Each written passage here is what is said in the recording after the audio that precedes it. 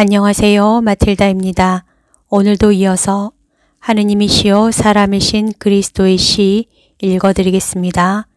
이 책은 예수님께서 마리아 발도르다를 통해 2000년 전 예수님의 생애를 직접 계시와 환시로 받아쓰게 한 책입니다.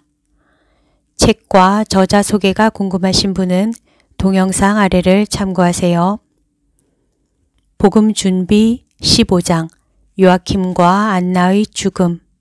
지금부터 시작합니다. 예수께서 말씀하신다. 마치 눈을 머금은 바람이 하늘의 구름을 모아 놓는 겨울의 빠른 황혼과 같이 내 조부모님의 생활은 그분들의 태양이 성전의 거룩한 장막 앞에서 빛나려고 거기에 자리 잡은 다음부터 빨리 밤을 겪게 되었다. 그러나 이런 말이 있지 않느냐? 지혜는 그의 아들들에게 생명을 불어 넣어주고 그를 찾는 자들을 보호한다. 지혜를 사랑하는 사람은 생명을 사랑하고 지혜를 위하여 파수를 보는 사람은 그 평화를 즐길 것이다. 지혜를 차지하는 사람은 생명을 유산으로 받을 것이다.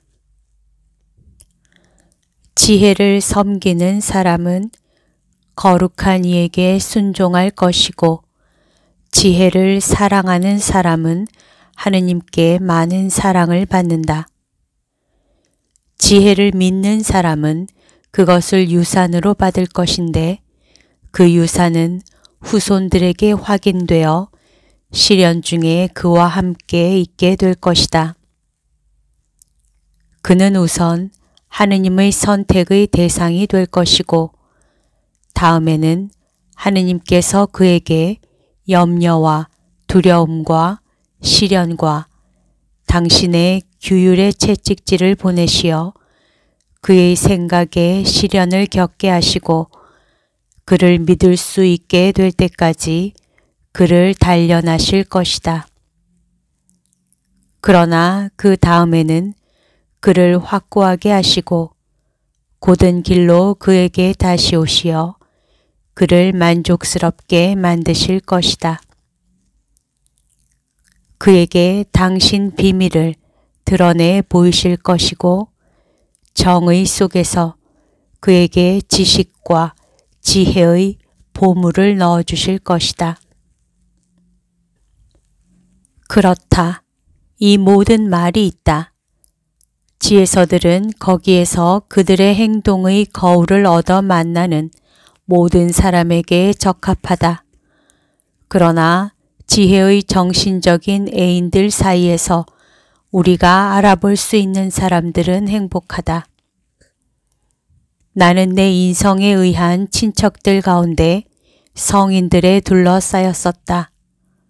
안나, 요아킴, 요셉, 스가랴, 그리고 또 엘리사벳, 그리고 세레자.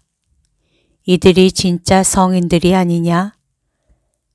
나는 지혜가 그 안에 거처를 차지하고 있던 내 어머니에 대하여는 말하지 않는다. 젊었을 때부터 무덤에 이르기까지 지혜는 내 조부모에게 하느님의 뜻에 맞는 생활 방식을 불어 넣었었다. 미친 듯이 날뛰는 자연력의 분노에서 보호해주는 천막과 같이 지혜는 그분들을 죄의 위험에 대하여 보호하였다. 하느님께 대한 거룩한 두려움은 지혜의 나무의 근본이 된다. 거기에서 그 나무의 모든 가지들과 같이 우뚝 솟아 그 꼭대기에 올라가 그 평화 속에서 조용한 사랑과 그 안전 속에서 평온한 사랑과 그 충실 속에서 자신만만한 사랑과 그 힘 속에서 충실한 사랑과 성인들의 온전하고 용감하고 활발한 사랑과 합치게 된다. 지혜를 사랑하는 사람은 생명을 사랑하고 생명을 유산으로 차지한다. 고 지표에서는 말한다. 그러나 이것은 내 사랑 때문에 생명을 잃는 사람은 그것을 구할 것이다. 라고 한 내 말과 관련된다.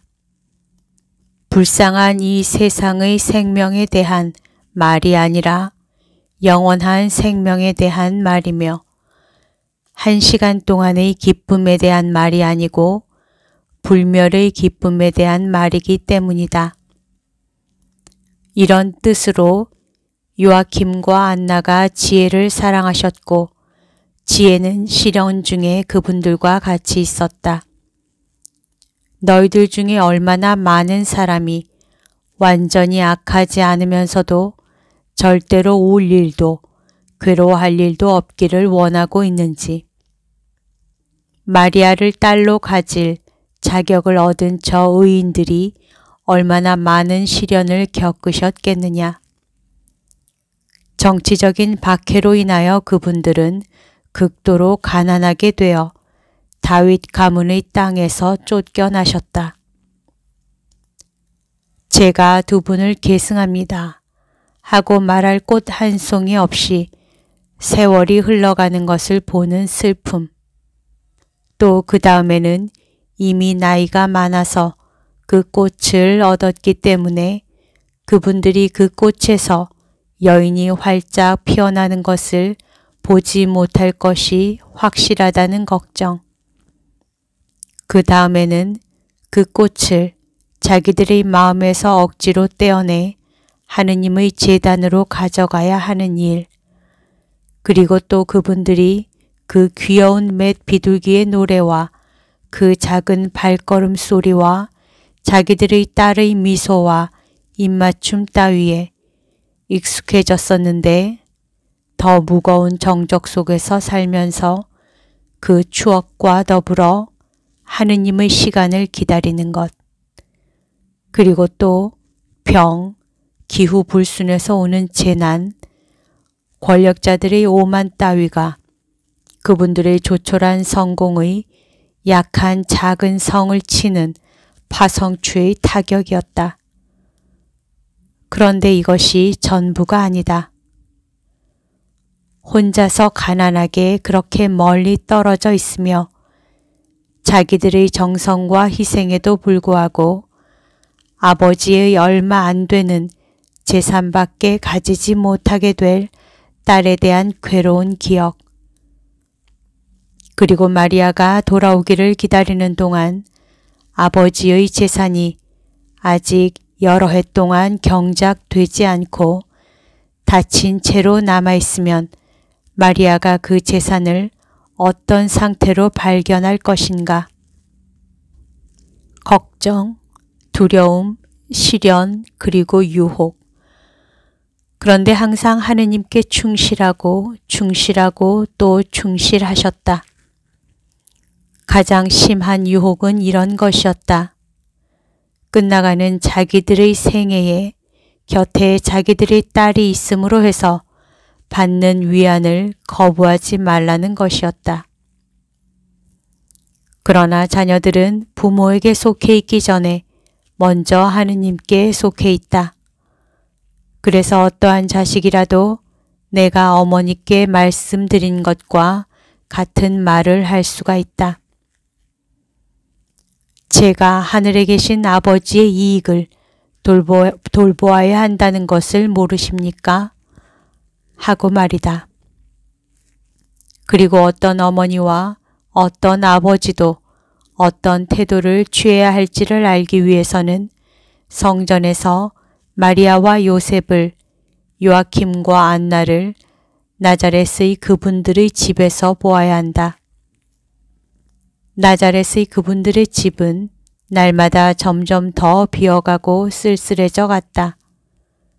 그러나 거기에서 약해지지 않고 오히려 끊임없이 더 커가는 것이 오직 한 가지가 있었으니 그것은 두 마음의 거룩함이었고 그분들의 결합의 거룩함이었다.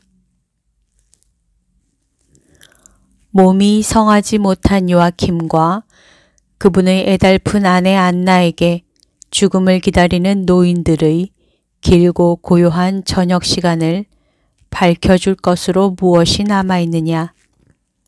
저 멀리 떨어져 있는 그들의 어린 딸의 작은 옷들과 처음에 신었던 작은 샌들, 가엾은 장난감, 그리고는 추억들이다. 그리고 그 추억들과 더불어 그분들에게 와서 이렇게 말하는 평화이다. 나는 괴롭다. 그러나 나는 하느님께 대한 내 사랑의 의무를 다하였다. 그래서 세상 사람들에게는 알려지지 않은 천상의 빛으로 빛나는 초인적인 기쁨이 왔다. 그 기쁨은 쇠퇴한 눈꺼풀과 죽어가는 눈에 내려온다는 사실로 인하여 빛을 잃지 않고 오히려 마지막 시간에 더 빛나고 마치 나비들이 고치 속에 갇혀 있듯이 일생 동안 그분들의 영혼 안에 남아있으면서 그 존재를 가벼운 번쩍임으로 된 우아한 움직임으로만 나타내던 진리들을 빛나게 한다. 그러나 이제는 그 진리들이 태양과 같은 날개를 펼치고 그것들을 장식하는 말들을 보인다. 그리고 그분들의 입술에 그분들의 하느님께 대한 마지막 찬미가 피어나는 동안 그분들과 그분들의 후손들을 위한 복된 미래를 아는 가운데 목숨이 꺼져갔다. 내 조부모님의 거룩한 생애가 그럴 자격을 얻었던 대로 그분들의 죽음은 이러하였다. 그분들의 거룩함 때문에 그들은 하느님의 사랑을 받는 여자의 첫 번째 보호자가 되는 자격을 얻으셨다. 하나의 태양이 와서 그분들의 생애의 끝 무렵에 그분들을 비추었을 때에야 비로소 그분들은 하느님께서 주셨던 은총을 완전히 보게 되었다. 그분들의 성덕으로 인하여 안나는 해산의 고통을 겪지 않으시고 오히려 티 없는 아기를 뱉다가 황홀한 가운데 낳으셨다. 두 분 모두에게 임종의 고통이 아니었고 다만 새벽에 해가 뜰 때 별이 꺼지는 것 모양으로 꺼지는 생명의 무기력이었다. 그리고 비록 요셉과 같이 사람이 된 지혜인 나를 차지하는 위로는 받지 못하셨지만 나는 보이지 않는 현존으로 그분들 곁에 있으면서 승리의 날이 올 때까지 평화 속에 잠드시게 하기 위하여 그분들의 머리맡에 몸을 숙이고 순고한 말을 해드렸다. 그들도 아담의 후손이었는데 왜 고통 없이 아이를 낳고 죽고 했겠는가 하고 어떤 사람은 말할 것이다. 나는 그들에게 이렇게 대답한다. 내 어머니의 태중에 있는 나에게 가까이 온 것으로 인하여 아담의 후손이며 원죄의 상태에서 임신이 된 세례자가 나기 전에 성화되었는데 흠이 침범하지 못한 지극히 거룩한 여자의 거룩한 어머니, 하느님의 보호를 받고 거의 하느님과 같은 그의 정신과 아직 발달하지 않았지만 아버지께서 그를 생각하신 순간부터 하느님과 떨어진 일이 없으며 하늘에서 영원히 영광스럽게 하느님을 차지하려고 돌아간 이의 태중에 잉태된 여자의 거룩한 어머니는 아무 은총도 받지 못하였겠느냐 하고 나는 그 사람에게 이렇게 대답한다. 올바른 양심은 평온한 죽음을 마련해주고 성인들의 기도도 너희에게 그 같은 죽음을 얻어준다. 요아킴과 안나는 올바르게 일생을 사셨었다. 죽는 순간에 그 올바름이 마치 조용한 파노라마 같이 그분들을 하늘로 인도하는 길같이 그분들에게 나타나는 것이었다. 그리고 또 그분들에게는 하느님의 성막 앞에서 기도하는 거룩한 딸이 있었다. 그 딸은 자기에게서 멀리 떨어져 있지만 그에게는 최고의 선이신 하느님 다음으로 오고 또 율법과 인간의 마음이 시키는 대로 사랑하되 초자연적으로 완전한 사랑으로 사랑하는 부모를 위하여 기도하고 있었다. 오늘 들려드릴 내용은 여기까지입니다. 오늘도 서로 사랑하는 하루 보냅시다. 사랑합니다. 축복합니다.